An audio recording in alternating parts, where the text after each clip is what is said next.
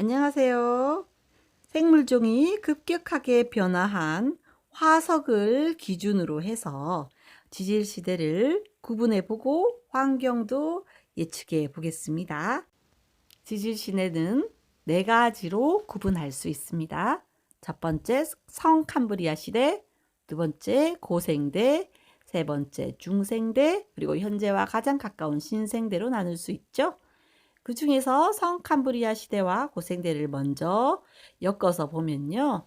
지구가 태어난 지금으로부터 46억 년 전부터 5억 4,100만 년 전까지를 선캄브리아 시대라고 해요. 88% 정도 됩니다. 전체 지질 시대에서요. 선캄브리아 시대는 지구 탄생과 밀접하기 때문에 일단 대기에 산소가 없었습니다. 산소가 없으면 그걸로 만들어지는 오존층도 없어요. 오존층은 자외선을 막아주는데 태양의 자외선을 곧바로 막아줄 수 있는 보호막이었기 때문에 주로 생물들이 바다에서 생활했을 거라고 예상됩니다.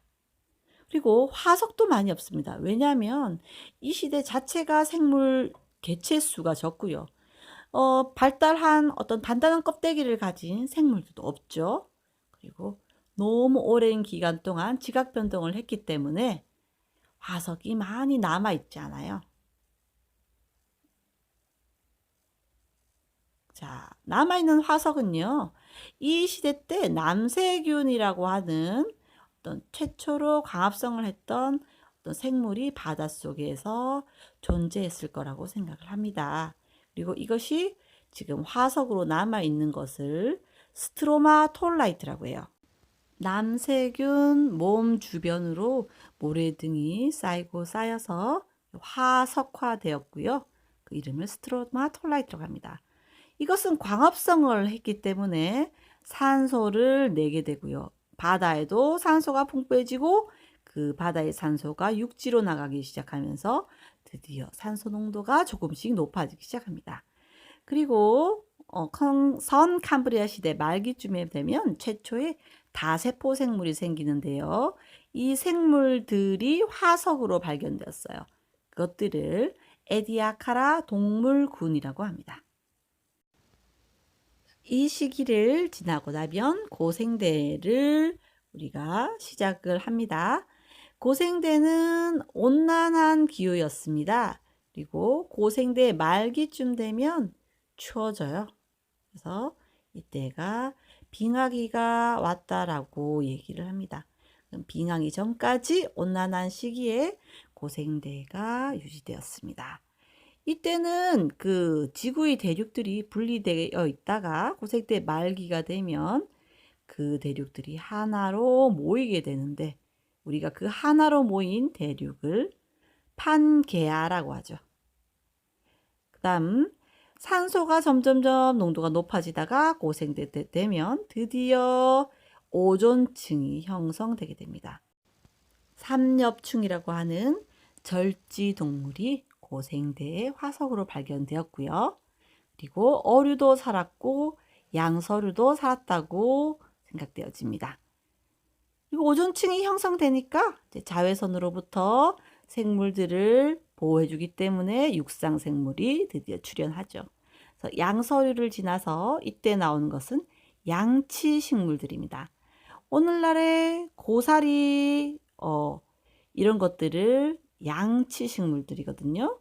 이것들이 굉장히 큰 거대한 살림을 이루면서 다양한 생물들이 이때 출현했다고 보면 되겠습니다.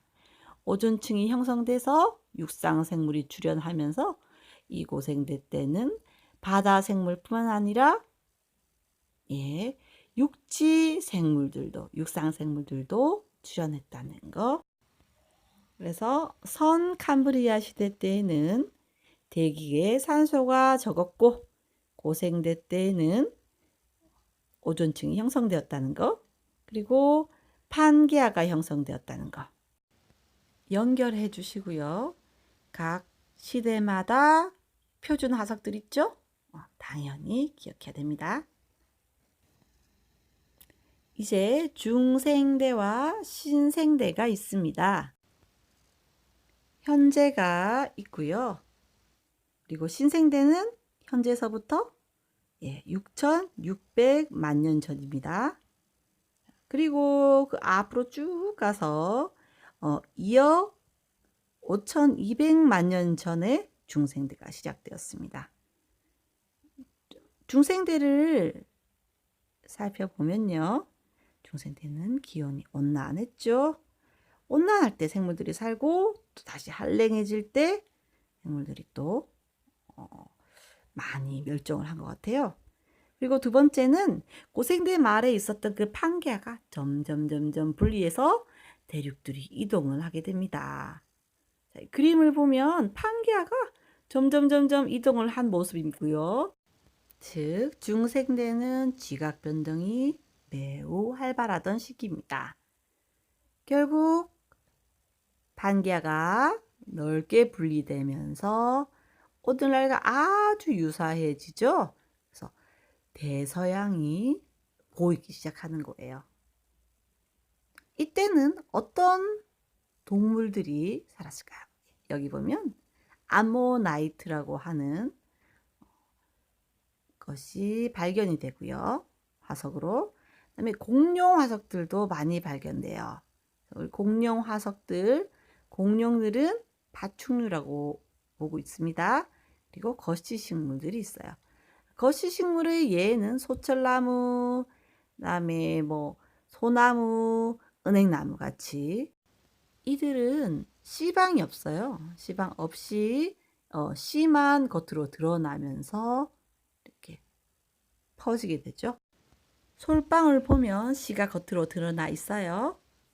다시 온난해지면 신생대가 시작되는데요. 신생대 말기에는 빙하기였다가 또 조금 풀렸다가 또 빙하기였다가 또 좀 풀렸다가 또 빙하기였다가 간빙기였다가 간빙기가 조금 빙하기 사이에 있는 온난한 때거든요. 이런 빙하기와 간빙기가 반복되게 됩니다. 자, 그리고 신생대 때는 완전히 대서양이 더욱더 넓어지면서 오늘날의 지구와 가장 흡사한 모습으로 수륙 분포가 되어졌다고 볼 수 있습니다. 신생대 때는요, 많이 나오는 화석이 화폐석이에요. 어떤 유공충이라고 하는 또 원생 동물이 있는데 이것이 이렇게 화석으로 남아 있고요.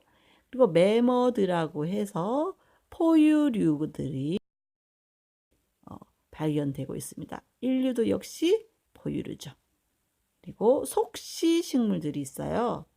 참나무라든지 아니면 단풍나무가 같이 씨가 있으면 그 씨 주변에 씨방이 있어가지고 이게 열매로 만들어져서 그것을 우리가 따먹기도 하죠. 네, 과육을 따먹기도 하고 그렇게 해서 퍼지기도 하고. 그래서 중생대와 신생대 중생대 때는 판게아가 분리돼서 지각 변동이 매우 활발하고요. 신생대는 오늘날의 수륙 분포의 모습이다. 그리고 거기에 대표적인 생물들을 잘 기억해 주세요. 이렇게 지질시대 4가지를 다 살펴보니까요. 기후도 변화가 많았고 지각 변동도 변화가 많았고 환경이 정말로 변화가 많았네요. 이렇게 환경이 변화를 하니까 어떤 생물들은 적응하지 못하고 멸종했을 거고요. 또 거기에 적응한 생물들은 또 살아남을 수 있었겠죠.